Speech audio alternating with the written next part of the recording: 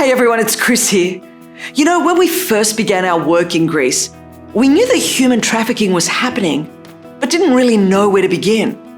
I had only just learned about the problem myself, and as I did, it was hard not to be overwhelmed by the statistics. Millions of people enslaved across nearly every country in the world. And traffickers prey on the most vulnerable and generate upwards of $150 billion a year.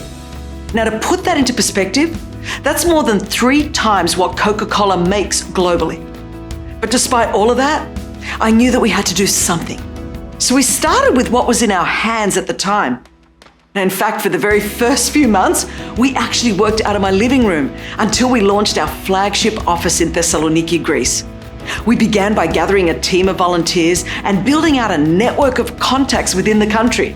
And not long after that, we had our first certified shelter for victims of human trafficking. I will never forget sitting across from one of the first survivors that A21 ever assisted. It was right here in Greece. She told me how she was trafficked in a shipping container alongside dozens of other girls, and they didn't have food or water for days.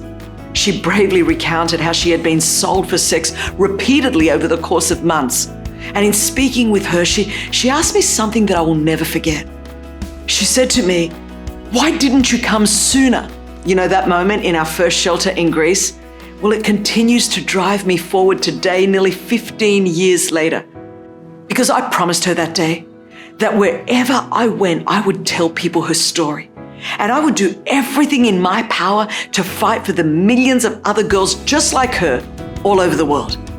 The reality is that trafficking is happening here in Greece, but also in your country, maybe even in your own town or city.